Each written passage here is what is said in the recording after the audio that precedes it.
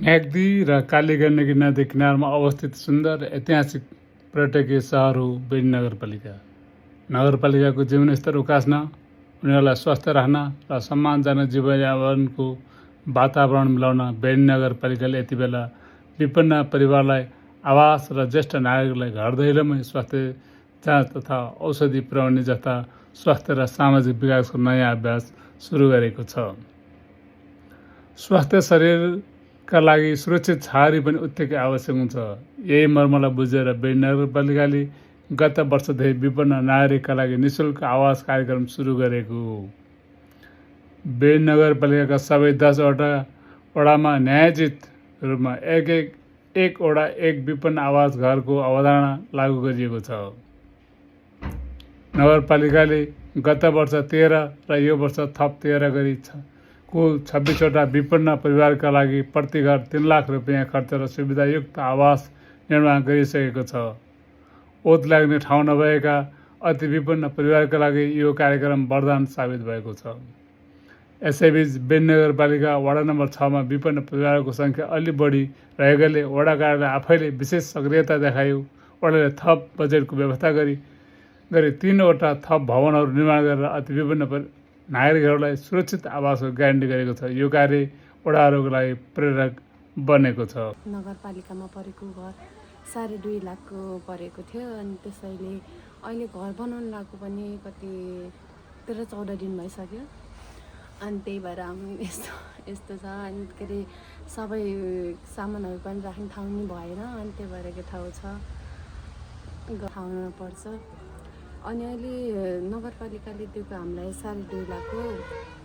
कतिपयलाई फेरि कोहीलाई 3 लाख, कोहीलाई फेरि बढी दिनुभएको छ। अनि हामीलाई फेरि 2.5 लाख मात्र दिनुभएको छ। अनि त्यसैले त्यही भयो नि भएको छ हामीलाई। अनि त्यही भयो नि थरथाप हुन्छ।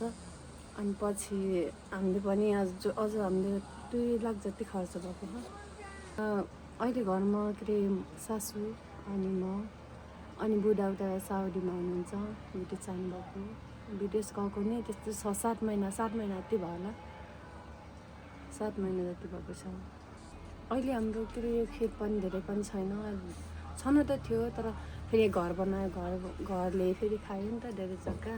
अनि तल पनि यही भएको भने त्यही 3-4वटा घर अरू ठाउँ छैन।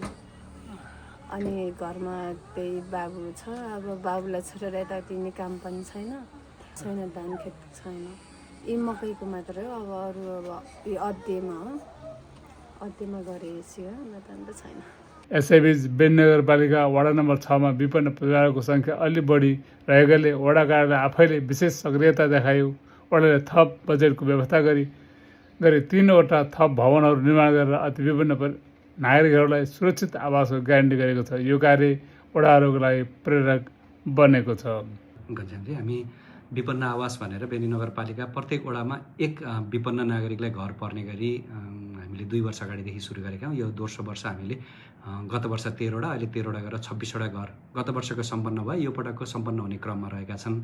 हामीले वडाका सबैभन्दा विपन्न को रहनुहुन्छ, वडाले 3वटा मापदण्ड पनि बनाइएको छ। हामीले एउटा क्वेसनर बनाएको छ 5वटा प्रश्न नम्बर सहितको। त्यो नम्बरका आधारमा पहिचान गर्नुहुन्छ र हामीले बनाएको सेवा एमएस सफ्टवेयरमा पनि त्यो घर नम्बर सहित हेरेपछि यहाँ एउटा निर्देशक समिति छ। निर्देशक समितिले निर्धारण गरेर घर पहिचान गर्छौँ र 3 लाखको घर डिजाइन गरेका छौँ। एउटा किचन, एउटा टोयलेट बाथरुम र एउटा सुत्ने कोठा 3 लाखले पुग्ने गरी डिजाइन गरेका छौँ र घर निर्माण गर्छौँ। लिजुन दर्जी, म घतान बेनी नगरपालिका वडा नम्बर 7 घतान न्याप्टेचर तल्लोथरा।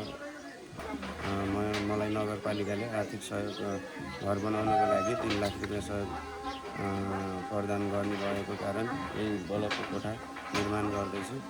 अनि जग्गा चाहिँ केही नभएको कारण ससुरालीतिर बसेर वहीँ काम गर्ने। वहीँ मेरो श्रीमती, मेरो एउटा छोरा एउटा छोरी छन्।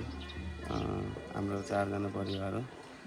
1 जना भाइ छ। भाइ पनि अब त्यस्तै कारणले अब बाहिरै हिँडिरहेको छ। 5-7 वर्ष भयो बाबा आमा अहिले कोही हुनुहुन्न घरमा। जेठो भन्ने हामी 2 दाजुभाइ मात्र हो। हामी 2 दाजुभाइ पनि यहाँ सम्पत्ति भएन, गरिखाने कामसामको पनि छैन यहाँ। त्यही भएर भाइ पोखरातिर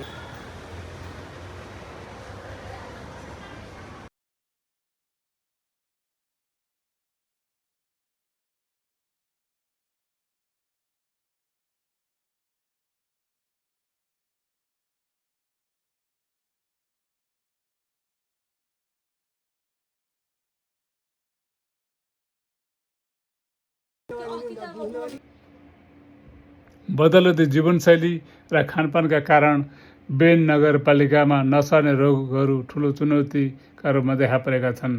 स्वास्थ्य शाखाले सञ्चालन गरेको नगर्ने रोगको स्क्रिनिङ र ज्येष्ठ नागरिक स्वास्थ्यकर्मी घर भेट कार्यक्रमको तथ्याङ्कले प्रति सचेत हुन घन्टी बजाएको छ। यदि चुनौतीलाई चिर्न बेन नगरपालिकाले स्वास्थ्य क्षेत्रमा एउटा उदाहरणीय र समाजवादी अभ्यास सुरु गरेको छ।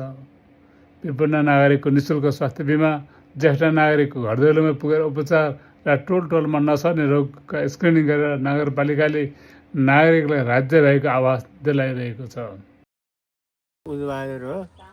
औषधि चाहिँ अब यही नापेर के भन्नुहुन्छ उयो खाइरहेको छु, तर खाएर अहिले ठिक भयो होइन। मलाई उहाँले के भन्नुभयो मलाई केही मेसो भएको छैन। पहिला उहाँको प्रेसर अलि बढी हुन्थ्यो, अहिले प्रेसर चाहिँ घटेको छ अनि सुगर भने थोरै बढेको समस्या छ। सुगरको लागि उहाँले अब नियमित रूपमा औषधि सेवन गरिराख्नु भएको अवस्थामा त हुनुहुन्न, तर अब एकचोटि उहाँलाई अब छोरा बुहारी हुनुहुन्छ, उहाँले लर पक्कै पनि खाली पेटमा पनि सुगर जचाउनु होला र सुगरको अवस्था हेरेर उहाँलाई औषधि चलाउनु पर्ने भयो, औषधि चलाउने होला। उहाँको चाहिँ अलि समस्या एकदम बढी लामो समयसम्म खोकी लागिरहेको कारणले गर्दा हाम्रो हेल्पोसको औषधि चलाउँदा उहाँलाई खोकी अलिक कम भएको अवस्था छैन। त्यसले गर्दा फोक्सोको पनि एकचोटि एक्सरे गर्न लानुहुन्छ कि भनेर सल्लाह चाहिँ दिइरहेका छन् आमालाई। उहाँ अब छोड्ने कि नछोड्ने त तपाईँलाई त्यो चिजले मेरो शरीरलाई हानि गरेको छ है, तपाईँको शरीरलाई चाहिँ हानि गर्यो, नराम्रो गर्न थाल्यो। अब तपाईँको प्रेसर बढेको छ, यसले चाहिँ तपाईँको चुरोटले नसाहरू कुन्चाउँछ, राम्रो गर्दैन, रक्सीले पनि राम्रो गर्दैन। तपाईँले सुन्नु नि भएको होला अरूले खानुहुन्न भनेर होइन।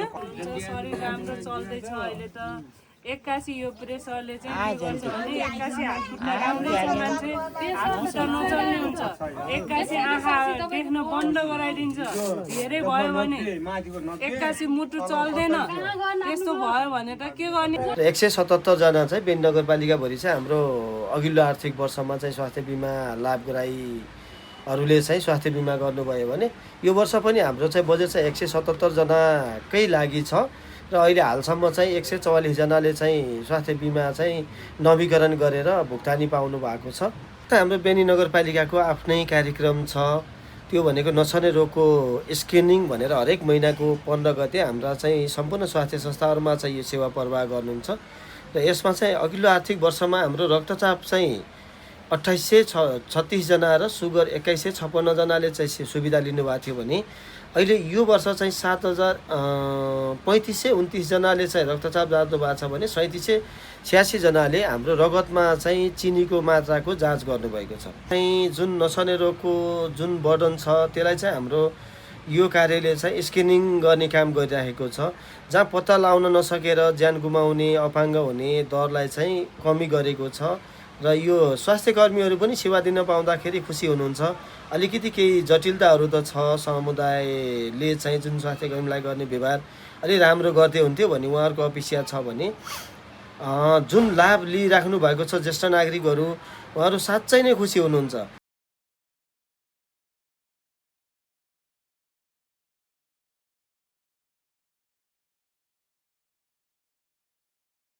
जसरी पनि जानु पर्यो 160-90 घुम्लाको गएर बेनी हस्पिटलमा गएर सबै जाँच गरेर अनि औषधि मिलाउनु पर्यो।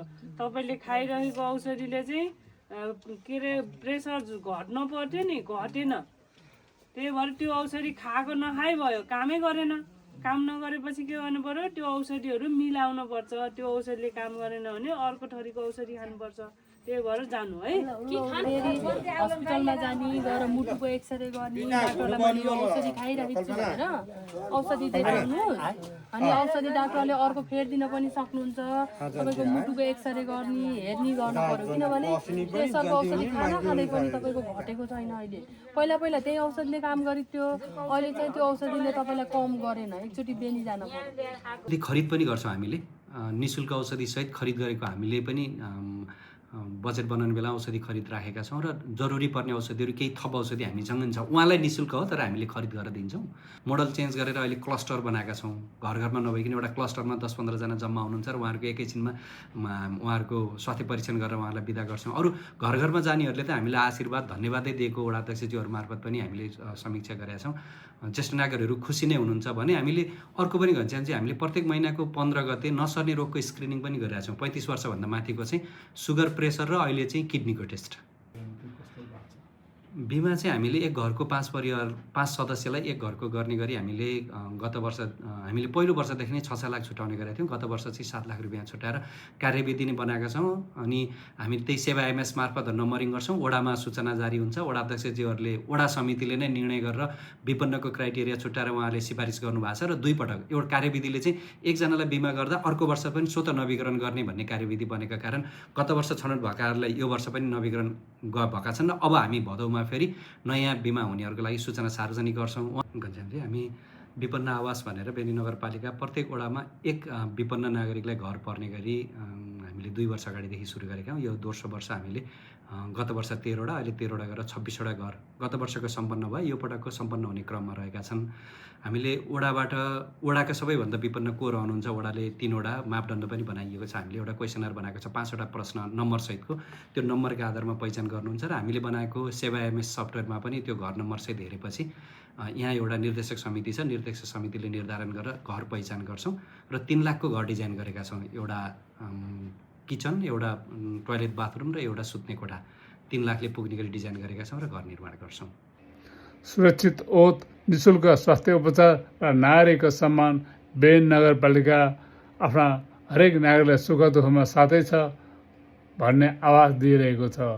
आउनुहोस् नगरपालिकाका यी जनमुखी कार्यक्रमहरूको लाभ उठाउँ र स्वस्थ एवं समृद्ध बेनी नगर निर्माणमा हातेमालो गरौँ।